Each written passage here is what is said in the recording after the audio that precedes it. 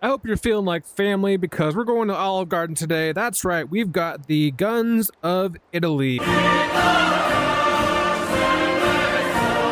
We've got a bunch of shotguns, some SMGs, a lot of revolvers, and some pistols at the end, as well as one rifle in the middle. This is not a complete list of all the guns from Italy, but it is a lot of them. Let's get started.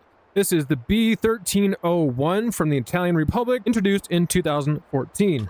Let's load her up, see how she does.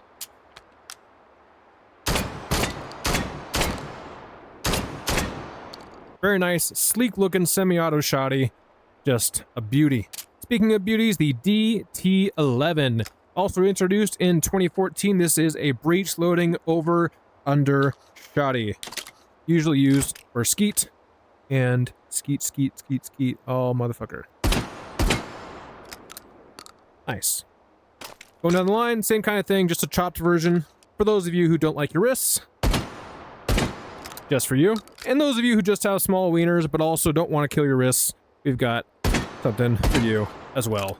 I'm sure pretty much all of you will recognize the M1014, introduced in 1999 as a 12-gauge internal magazine auto shotty, or I guess semi-auto. You can even ghost load these, but I'm not going to do that today because I forgot to do it, so we're just going to go. Absolute classic of a gun. Then we have the M2 Tactical, introduced in 1985. Same kind of deal. Let's actually ghost load this one. We put one in first. Oh, that may have just glitched.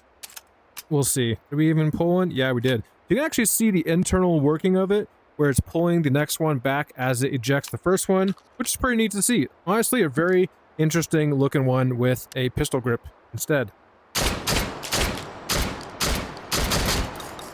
Very nice. Next up, we have the M2 3-gun version, introduced in 2006. This is an internal mag loading semi-auto shotty, which basically just means we get a lot more ammo with the 3-gun version because you have your shell tube going so far down. You can include a lot more ammo.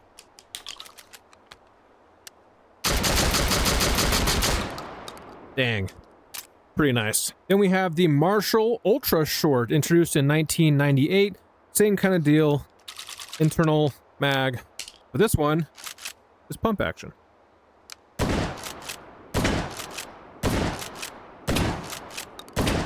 Try to get that one down. Nope, ran out of ammo. Another absolute classic, the SPAS 12, introduced in 1979. This has been in so many video games and movies. So we have the pump version,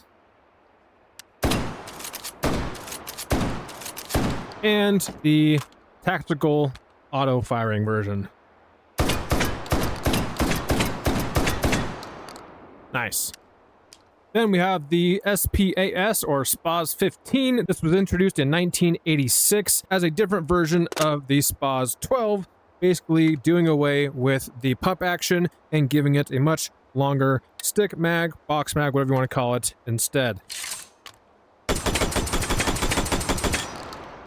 It definitely doesn't look as cool as the SPAS 12, but it does shoot a lot faster with more ammo. Then we have the same thing, but the compact version. Just a smaller compact version. The stock bolts to the side.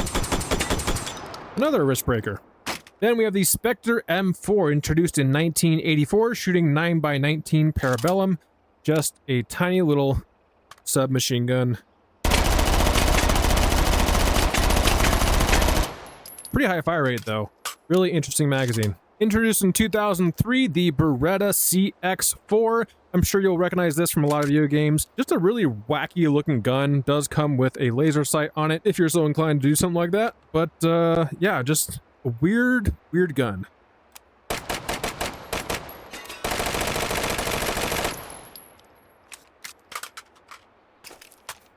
Same kind of thing, but compact version. Just a little bit shorter barrel.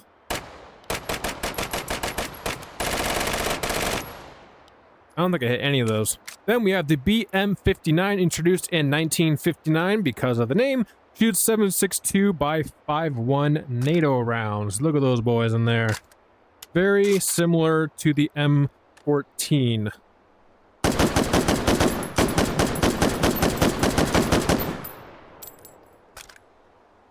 Beauty of a gun.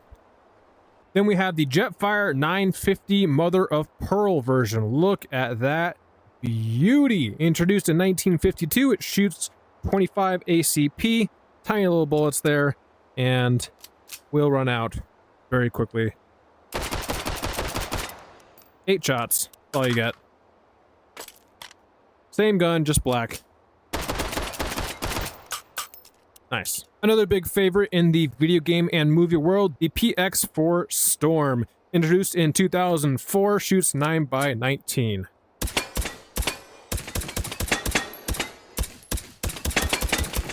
I think that is just completely broken.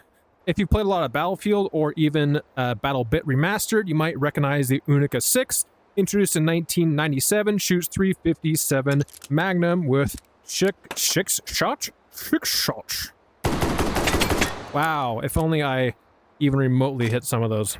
Next up, we've got the Rhinos. This is the 20DS, introduced in 2010, shooting also 357 Magnum in a much, much smaller frame. Pretty neat. And then we basically just have different versions with longer barrels.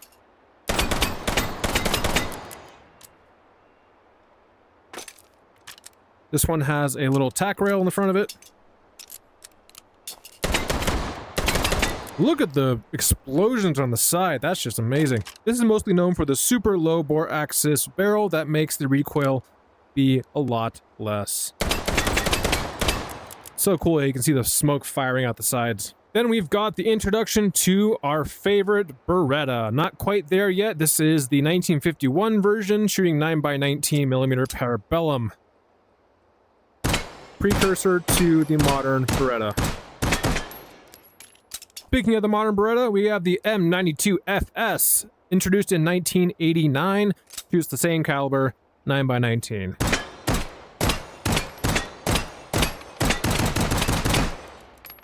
Beauty, I love the silver one. Looks so cool. Going back in time a little bit, we've got the M1951, made in 1951, shooting, again, 9x19. Nice.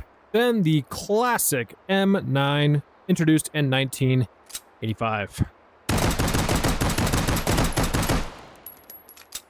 Then a slight variation, the M9A1, giving us a little rail on the bottom there. Same kind of deal, but introduced in 2006.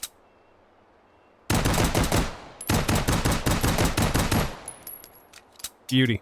Then we've got the M9A3, introduced in 2015. One of the newer ones with a suppressor. Trying to hit that gong. Can't even aim down the suppressor sights. Hey, we got the last one. And when you do a lot of coke with your friends while you're building guns, you create the M93R, a fully auto M9 variant created in 1979. This is supposed to be a grip on the front. Let's see how it does. Oops. Full auto. There we go. I guess that's burst mode. It's really cool. You can see the fire selector change with all the different modes. Dang. Absolute chaos out of that bad boy. And once you're done doing all that coke and you want to finish off right with a different, unique style, we've got the Robo Cop M93RA9. Introduced in 1984, shooting 9x19 Parabellum, fully automatic. Just burns through ammo. Let's get ourselves a drum mag and do that again. Beauty. What do you want to see next?